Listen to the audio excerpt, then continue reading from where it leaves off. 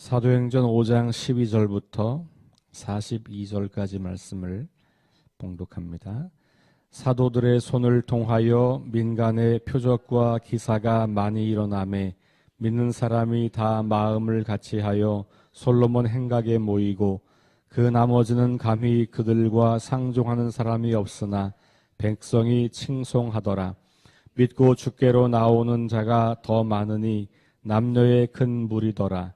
심지어 병든 사람을 메고 거리에 나가 침대와 요 위에 누이고 베드로가 지날 때에 혹 그의 그림자라도 누구에게 덮일까 바라고 예루살렘 부근에 수많은 사람들도 모여 병든 사람과 더러운 귀신에게 괴로움 받는 사람을 데리고 와서 다 나음을 얻으니라. 대제사장과 그와 함께 있는 사람 즉 사두개인의 당파가 다 마음의 시기가 가득하여 일어나서 사도들을 잡아다가 옥에 가두었더니 주의 사자가 밤에 옥문을 열고 끌어내어 이르되 가서 성전에 서서 이 생명의 말씀을 다 백성에게 말하라 하매 그들이 듣고 새벽에 성전에 들어가서 가르치더니 대제사장과 그와 함께 있는 사람들이 와서 공회와 이스라엘 족속의 원로들을 다 모으고 사람을 옥에 보내어 사도들을 잡아오라 하니 부하들이 가서 옥에서 사도들을 보지 못하고 돌아와 이르되 우리가 보니 옥은 든든하게 잠기고 지키는 사람들의 문에 서 있으되 문을 열고 본즉 그 안에는 한 사람도 없더이다 하니 성전 맡은 자와 제사장들이 이 말을 듣고 의혹하여 이 일이 어찌 될까 하더니 사람이 와서 알리되 보소서 옥에 가두었던 사람들이 성전에 서서 백성을 가르치더이다 하니 성전 맡은 자가 부하들과 같이 가서 그들을 잡아왔으나 강제로 못함은 백성들이 돌로 칠까 두려워함이더라. 그들을 끌어다가 공회 앞에 세우니 대제사장이 물어 이르되 우리가 이 이름으로 사람을 가르치지 말라고 엄금하였으되 너희가 너희 가르침을 예루살렘에 가득하게 하니 이 사람의 피를 우리에게로 돌리고자 함이로다. 베드로와 사도들이 대답하여 이르되 사람보다 하나님께 순종하는 것이 마땅하니라. 너희가 나무에 달아 죽인 예수를 우리 조상의 하나님이 살리시고 이스라엘에게 회개함과 죄사함을 주시려고 그를 오른손으로 높이사 임금과 구주로 삼으셨느니라. 우리는 이 일의 증인이요 하나님이 자기에게 순종하는 사람들에게 주신 성령도 그리하니라 하더라. 그들이 듣고 크게 노하여 사도들을 없이 하고자 할세 바리새인 가말리엘은 율법 교사로 모든 백성에게 존경을 받는 자라. 공회 중에 일어나 명하여 사도들을 잠깐 밖에 나가게 하고 말하되 이스라엘 사람들아 너희가 이 사람들에게 대하여 어떻게 하려는지 조심하라. 이전에 드다가 일어나 스스로 선전하매 사람이 약 400명이나 따르더니 그가 죽임을 당하매 따르던 모든 사람들이 흩어져 없어졌고 그 후 호적할 때에 갈릴리의 유다가 일어나 백성을 꾀어 따르게 하다가 그도 망한즉 따르던 모든 사람들이 흩어졌느니라. 이제 내가 너희에게 말하노니 이 사람들을 상관하지 말고 버려두라. 이 사상과 이 소행이 사람으로부터 났으면 무너질 것이요 만일 하나님께로부터 났으면 너희가 그들을 무너뜨릴 수 없겠고 도리어 하나님을 대적하는 자가 될까 하노라 하니 그들이 옳게 여겨 사도들을 불러들여 채찍질하며 예수의 이름으로 말하는 것을 금하고 놓으니 사도들은 그 이름을 위하여 능욕받는 일에 합당한 자로 여기심을 기뻐하면서 공회 앞에서 떠나니라. 그들이 날마다 성전에 있든지 집에 있든지 예수는 그리스도라고 가르치기와 전도하기를 그치지 아니하니라. 아멘. 네, 우리 초대교회에 이제 문제가 발생했어요. 우리 어제 읽은 본문에 보면 아나니아와 삽비라라는 사람이 재산을 팔았던 것을 정직하게 하나님께 드리기보다는 자신의 어떤 유익을 위해서 혹은 자기의 인정받음 이런 것을 위해서 거짓을 행했던 이야기. 그리고 이제 그것에 대한 결과가 비참한 죽음에 이르렀고 그것을 보고 다 두려워했다. 이렇게 말씀이 끝났어요. 그리고 나서 다시 말하면 이 문제가 해결되고 나서 이 교회가 계속해서 다시 부흥하는 이야기를 소개하고 있죠. 그리고 그 부흥하는 그 이야기의 핵심은 하나님 말씀이 전해지는 것입니다. 그리고 하나님 말씀과 더불어서 이적과 기사가 행해지는 것들이에요.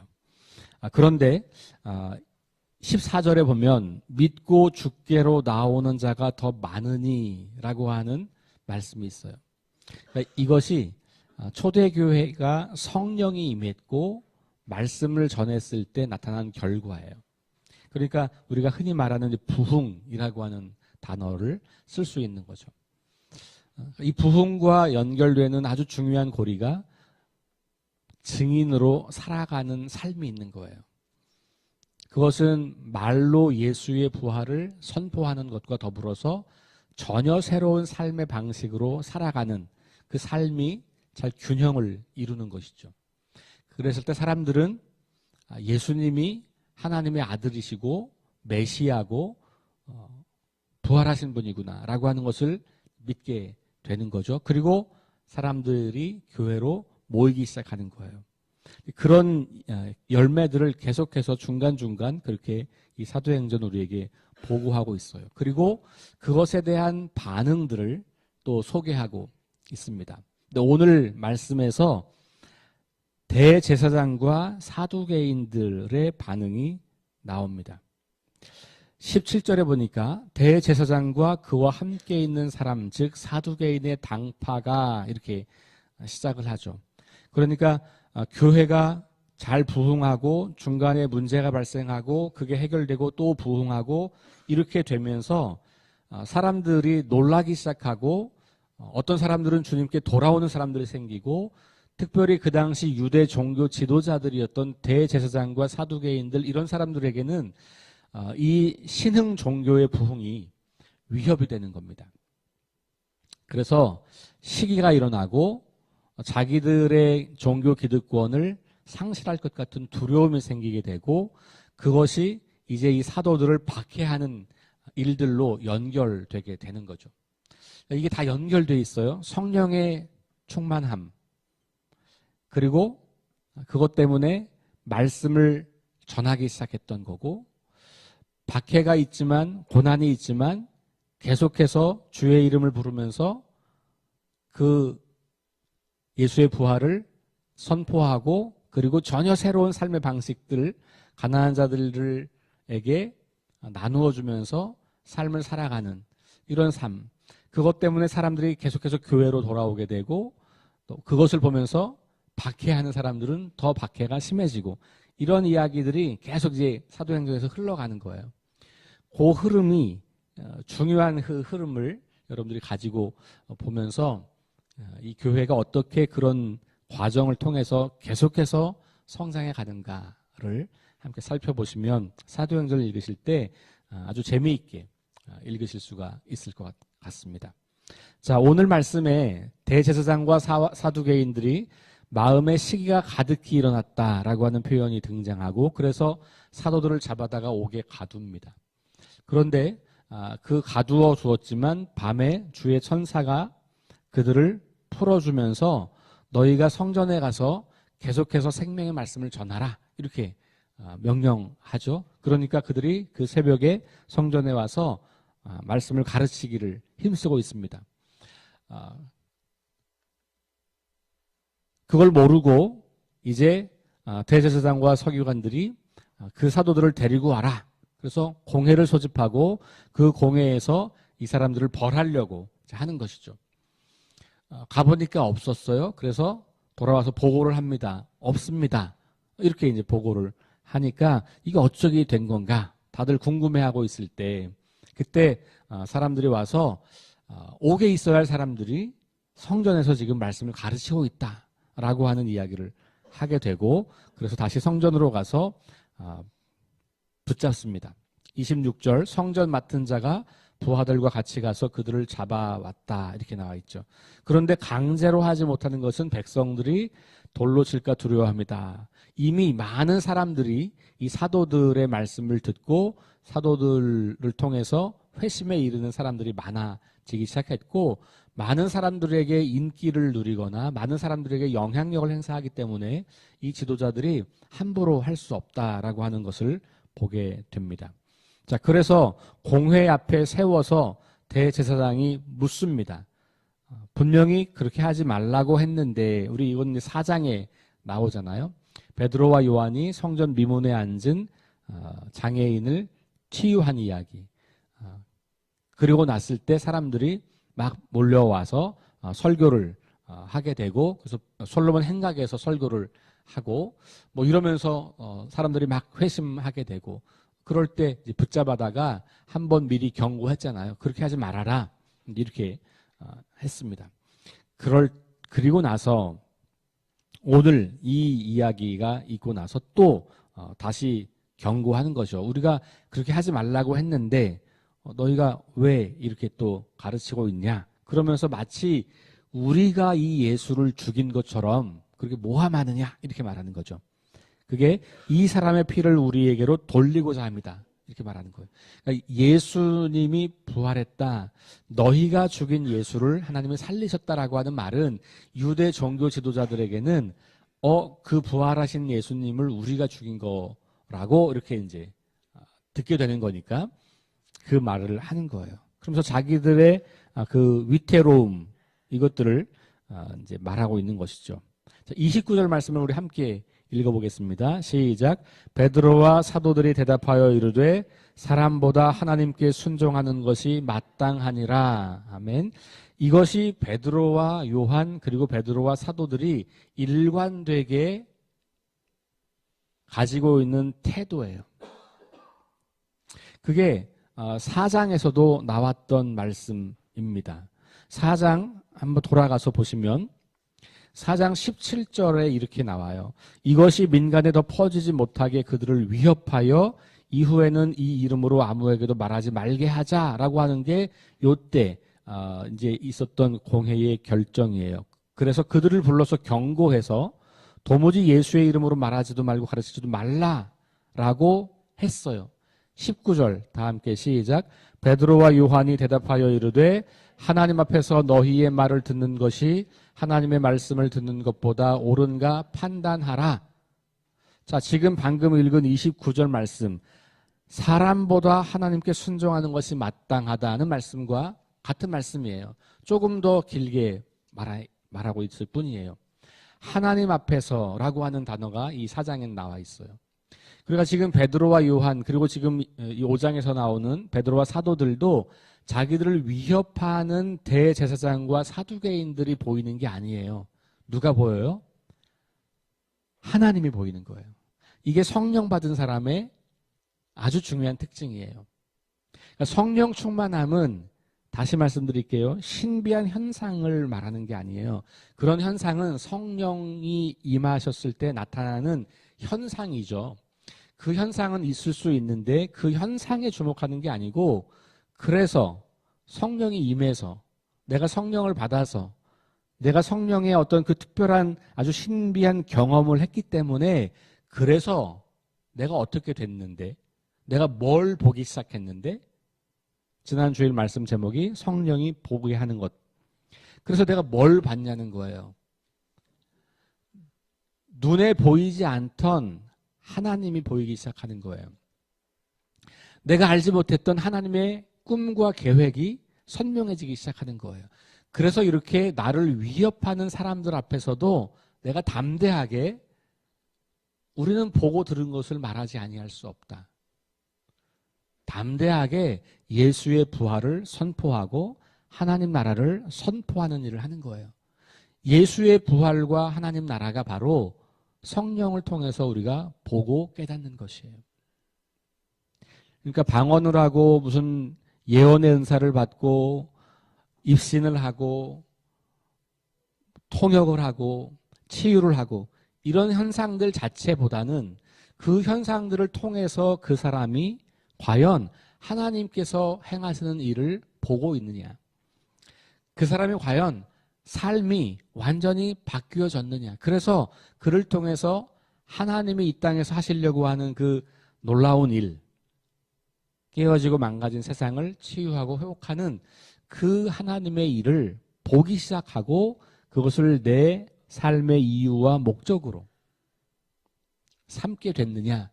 이게 성령의 역사의 아주 중요한 결과여야 한다는 것이죠. 이 베드로와 사도들이 바로 그런 거예요. 그들이 성령 받았기 때문에 이 기적과 이사가 나타나는 거 좋습니다.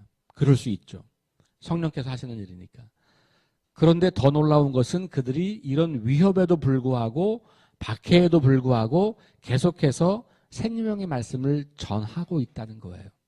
그리고 그 결과로 교회는 더 많은 사람들이 주님께 돌아오게 되었다는 겁니다. 결국 성령 충만과 말씀의 흥왕함, 성령 충만과 말씀을 선포하는, 복음을 선포하는 부활의 증인으로 살아가는 그 삶이 밀접하게 연결되어 있는 것이에요. 성령 충만하냐, 당신 성령 받았냐라고 하는 질문은 현상을 목도했냐 이렇게 질문하면 잘못된 질문이에요. 그런 현상은 없을 수도 있어요. 그런데 그가 박해와 고난이 와도 하나님을 바라보며 당신들이 아니라 내 눈앞에 계신 하나님 때문에 나는 이 일을 합니다. 하나님이 나에게 주신 말씀이 있어서 이걸 전하지 않을 수가 없습니다. 나는 예수의 부활을 목격했기 때문에 그것을 말하지 않을 수 없습니다. 당신들이 아무리 위협하고 나에게 그렇게 박해를 가한다고 하더라도 내가 본 것을 말하지 아니할 수 없다. 이게 이 초대교회 사도들의 삶의 태도였어요. 그러니까 4장 20절에도 우리는 보고 들은 것을 말하지 아니할 수 없다. 이렇게 이야기를 하는 것이고요. 5장 30절부터는 이렇게 말하는 거죠. 너희가 나무에 달아 죽인 예수를 우리 조상의 하나님을 살리시고 이스라엘에게 회개와 죄사함을 주시려고 그를 오른손으로 높이사 임금과 구주로 삼으셨다. 우리는 이 일의 증인이다. 이렇게 이야기하는 거죠. 지금 우리 이 부활절기 이 사도행전 설교 시리즈의 큰 핵심은 증인 공동체거든요. 교회란 부활의 증인의 공동체인 거예요. 증인 공동체라는 말은 계속해서 우리가 이 증인의 삶을 살아야 한다는 거예요. 이 사도행전에서 증인이라는 단어가 특별히 초반부에 자주 등장합니다.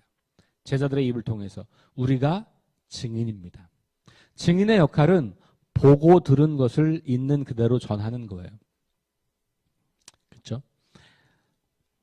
32절 우리는 이 일의 증인이요. 하나님이 자기에게 순종하는 사람들에게 주신 성령도 그러하니라. 성령이 뭐라는 거예요? 증인이라는 거예요. 그러니까 성령께서 하나님의 영이잖아요. 하나님의 영이기 때문에 하나님의 관심을 성령도 관심하겠죠. 그렇죠? 하나님께서 하시는 일을 성령도 하시겠죠. 성령께서 우리에게 오셔서 우리에게 능력을 주신다면 그 능력이 하나님이 행하시는 일을 드러내게 하기 위한 능력이겠죠.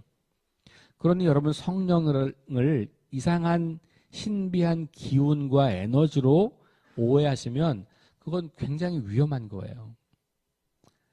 기독교가 말하는 성령, 하나님의 영은 인격체이신 하나님의 영이에요. 그래서 요한복음이 말하는 것처럼 성령은 진리 가운데로 우리를 인도하는 영이에요. 진리가 뭐예요? 그게 예수 그리스도예요. 그러니 성령 충만한 사람은 예수 그리스도를 선명하게 알고 깨닫고 그리고 그분을 통해서 일하시는 하나님의 그 위대한 계획을 알게 되고 보게 되고 그러니 그것을 증언하는 거예요. 이게 성령 충만함이에요. 제자들이 그 삶을 살았던 겁니다.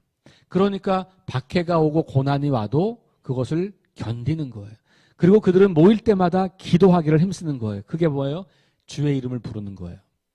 지난주 설교 3가지 성령이 보게 하시는 것들, 세 가지. 지금 다 나오는 거예요. 그렇죠? 예언하고 꿈을 꾸고 환상을 보고, 이게 하나님이 행하시는 일, 하나님의 놀라운 구원 계획, 예수를 메시아로 삼아서 온 세상을 구원하려고 하는 그 하나님의 신비한 계획을 보기 시작하는 거예요. 그리고 그것이 내 꿈이 되고 내 비전이 되고 내 환상이 되는 거예요. 그리고 내 예언이 되는 거죠. 그리고 내가 그것을 말하는 겁니다. 증인으로 사는 거예요. 그럴 때 고난이 온다 그랬잖아요. 피, 해가 어두워지고 달이 가리워지고 이런 고난이 오지만 주의 이름을 부르는 자들에게는 구원이 있다. 그게 요엘서를 통해서 베드로가 설교했던 내용이잖아요. 지금 이 전개되는 이야기가 계속 그 이야기의 반복이에요.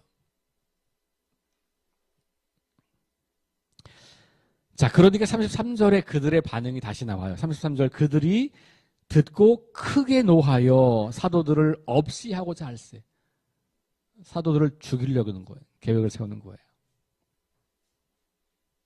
그러니까 우리가 복음을 전하면 전할수록, 진리를 전하면 전할수록 그것을 거부하는 사람들의 그 힘도 점점 커질 수 있다는 것을 우리 보여주고 있어요. 한편에서는 그 말씀을 듣고 돌아오는 사람들도 있지만 그것이 우리에게는 보람이요 기쁨이요 감사의 제목이지만 또 한편으로는 그것을 방해하는 세력도 점점 커진다는 거예요. 왜냐하면 이 세상에 하나님의 나라가 세워지는 것을 계속해서 거부하는 세력, 그 마귀의 세력이 존재하기 때문에 그렇잖아요. 그러니 그것이 점점 더 왕성해지고 강해질 거라고 하는 것은 우리가 너무나 분명한 사실이에요. 주님이 재림하셔서 그 나라가 완성되기 전까지는 끊임없이 그 싸움이 존재할 겁니다. 자, 그래서 그 고난과 박해가 있을 것에 대해서도 우리가 늘 생각하는 거예요. 내가 이렇게 열심히 복음을 전하니 나에게는 고생이 끝나고 이제는 하나님이 주시는 복만 있을 거야. 성경은 그렇게 말하고 있지 않아요. 그러면 참 좋겠는데 성경은 그렇게 말하지 않아요. 너희가 그렇게 할 때 수많은 사람들이 돌아오겠지만 동시에 너희들을 핍박하고 너희들을 모욕하고 너희들을 박해하는 사람들도 생겨. 그 힘이 더 커질 수도 있어. 그렇게 말하는 거죠. 제자들에게 그것이 현실로 나타납니다. 죽이려는 사람들이 생기기 시작해요. 놀라운 것은 그럴 때 하나님께서 돕는 사람들을 보내시는 거예요. 오늘 이야기는 그 가말리엘이라고 하는 유대의 율법 교사 바리새인이에요. 그러니까 제사장, 사두개인, 바리새인 이렇게 있는데 제사장과 사두개인들이 주로 성직자들이라면 바리새인은 지금으로 말하면 약간 우리 성도들 중에 리더라고 볼 수 있어요. 특별히 율법을 열심히 공부하고 암송하는 사람들이었어요. 그 중에 한 사람인, 다시 말하면 이 사람도 유대의 지도자 중에 한 사람인 거예요. 그 사람이 지혜롭게 말을 해요. 이 사람이 이 공회원 중에 한 사람인 거죠. 제자들을 죽여 없애려고 모인 사람들, 그 사람들 중에 한 사람이 이렇게 이야기하는 거예요. 예전부터 이상한 얘기하는 사람들은 있어 왔다. 여기 이제 다말이라고 하는 드다라온 사람을 이야기하죠. 그래서 막 400여 명이 막 따라다니고 뭐 그랬는데 결국 다 사라지고 없어지지 않았냐. 근데 만약에 이들이 하나님이 정말로 일하시는 거라면 사라지지 않을 텐데 그때 우리가 어찌 하려고 그러냐. 지금도 이스라엘에 가면 메시아가 있습니다. 지금도. 그래서 막 이렇게 방을 붙여놔요. 아무개가 메시아다. 뭐. 지금도 있다고 그래요. 왜냐면 지금도 이스라엘 백성들은 메시아를 기다리니까. 그런데 지금 사도들이 말하는 것은 너희가 죽인 이 예수가 메시아다 그 얘기하는 거거든요. 그러니까 이런 이야기들은 오래전부터 계속 반복되어 있던 일들이에요. 그러니까 이 사람들이 그거 역사적으로 수없이 많은 사람들이 그렇게 하다가 다 사라져버렸으니 이들도 만약에 진짜가 아니면 다 사라져버릴 거다. 그냥 놔도 된다. 근데 우리가 이 사람들이 진짜라면 우리가 큰 일을 아주 위험한 일을 행하는 거가 되지 않냐 라는 말을 하고 그 말을 사람들이 좋게 여겨서 그냥 채찍질해서 훈방 조치하는 거죠. 자, 그리고 41절 함께 읽습니다. 사도들은 그 이름을 위하여 능욕받는 일에 합당한 자로 여기심을 기뻐하면서 공회 앞을 떠나니라. 박해받는 것을 기뻐했다 그랬어요. 이게 성령 충만한 거예요. 성령 충만한 것은 이런 겁니다. 복음을 위해서 일을 하다가 박해받는 것, 내가 예수의 이름 때문에 능욕받고 모욕당하고 박해를 받는구나. 기쁘다. 왜 기뻐요?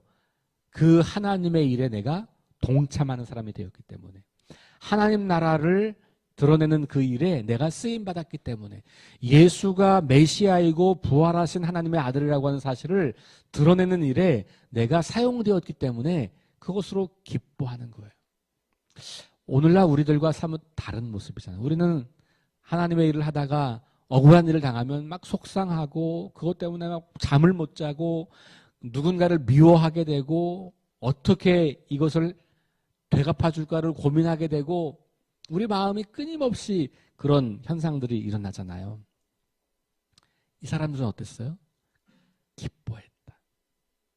고난받는 것을, 능욕받는 것을 기뻐했다. 왜? 그것이 바로 하나님의 사람이라고 인정받은 것이니까. 자, 42절. 그들이 날마다 성전에 있든지 집에 있든지 예수는 그리스도라고 가르치기와 전도하기를 그치지 아니하니라. 다시 말씀드려요. 이것이 성령 충만한 사람들의 삶의 방식이에요. 어떤 고난이 와도, 어떤 박해가 와도 기뻐하면서 계속해서 예수가 메시아입니다. 예수가 하나님의 아들이십니다. 예수께서 부활하셨습니다. 하나님께서 지금도 여러분들을 위해서 일하고 계십니다. 회개하고 돌아오십시오. 라고 하는 이 메시지를 계속해서 전하고 가르치는 삶을 살아가는 것. 지치지 않고 멈추지 않고. 그것이 성령 충만한 결과. 그러니까 2장의 성령 충만함은 계속해서 이런 모습들로 나타나는 겁니다. 저와 여러분들의 삶 속에 이미 성령님은 내주하고 계시잖아요. 그렇죠? 성령 받으려고 애써서 기도하실 필요 없어요. 왜? 성령 이미 우리에게 와 계시거든요. 우리가 그 성령이 우리 안에 이미 계심을 인정하고 믿음으로 고백하고 선포하고 여러분들의 삶의 어떤 형편에서든지 예수 그리스도를 전하고 하나님 나라를 드러내는 그 삶을 살아가실 때 여러분들이 하나님의 귀한 일꾼으로, 도구로 쓰임받는 사람들이 되는 거죠. 그것이 저와 여러분들의 평생의 삶의 목적이고 이유인 거예요. 그리고 그것이 선명한 사람들일수록 성령이 충만한 사람들이다. 이렇게 말할 수 있는 거예요. 그것이 흐려진다면 내 안에 계신 성령님을 내가 주목하지 못하고 있는 것이죠. 오늘 하루도 우리 성령님을 의지하여 그분을 신뢰하여 우리에게 주어진 여건과 상황과 재능을 잘 발휘해서 우리가 할 수 있는 만큼 하나님의 살아계심을, 예수 그리스도의 부활하심을, 하나님이 지금도 깨어지고 망가진 세상을 고치고 회복하려고 한다고 하는 그 사실을 선포하며 삶으로 살아내는 저와 여러분 될 수 있기를 주의 이름으로 축원합니다. 우리 함께 기도합니다. 하나님 감사합니다. 오늘 제자들의 이야기를 통하여서 성령 충만함이 과연 어떤 일인지, 성령 충만하여 나타나는 결과가 무엇인지를 다시 바라보게 하시니 감사합니다.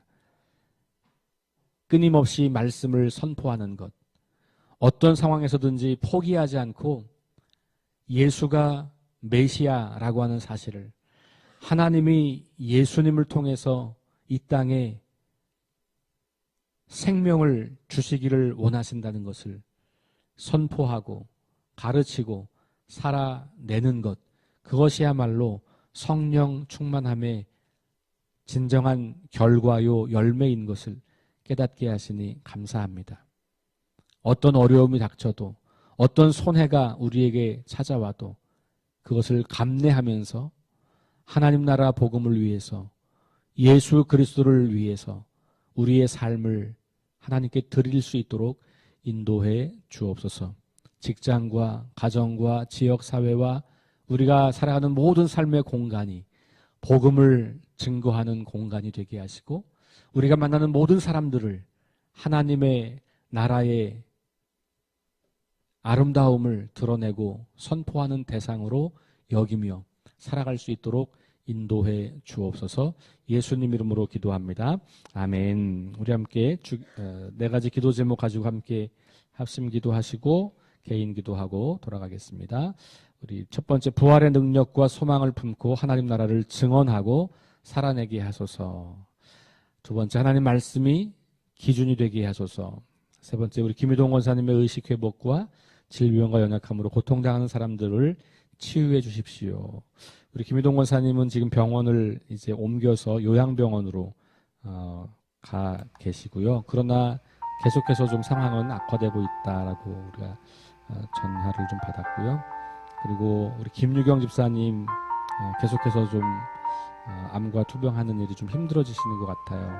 고통이 점점 커지고 있는 것 같고 그래서 많이 힘들어 하시는데 특별히 김유경 원사님과 김유경 집사님을 위해서 또 그 외에 우리 질병으로 고통당하는 분들 위해서 기도해 주시고 전쟁과 자연재해와 가난과 억압으로 고통당하는 지구촌 이웃들에게 은혜를 베풀어 주시도록 네 가지 기도 제목 가지고 함께 하시면서 기도하시겠습니다. 다 함께 기도합니다.